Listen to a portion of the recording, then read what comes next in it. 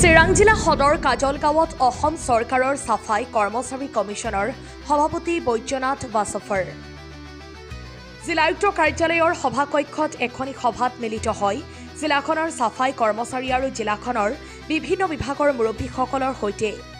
সভাত বিশেষকৈ জিলাখনৰ চাফাই কৰ্মচাৰীসকলৰ বিভিন্ন সুবিধা অসুবিধাৰ বিষয়ে আলোচনা কৰাৰ লগতে বিষয়সমূহ সমাধানৰ বিষয়ে অসম চৰকাৰৰ সৈতে আলোচনা মৰ্মে ব্যৱস্থা লোৱা হ'ব বুলি জনাই অসম ৰাজ্যিক চাফাই কৰ্মচাৰী কমিছনৰ সভাপতি বৈদ্যনাথ বাছফৰে।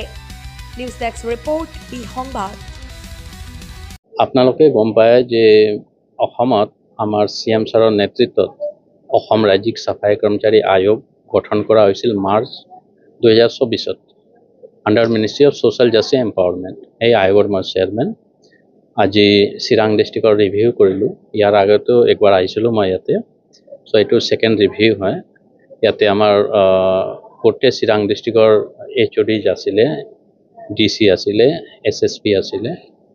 চ' চাফাই কৰ্মী লৈ আমি আলোচনা কৰিলোঁ। ইয়াতে প্ৰত্যেক ডিপাৰ্টমেণ্ট যিটো চাফাই কৰ্মী কাম কৰি আছে তেওঁলোকৰ কি অসুবিধা আছে, কি সুবিধা পাই আছে তেওঁলোকে, এইটো বুজ ল'লোঁ আৰু ইয়াৰ ৰিপৰ্টটো আমি আমাৰ ডিপাৰ্টমেণ্টৰ হেডক দিম।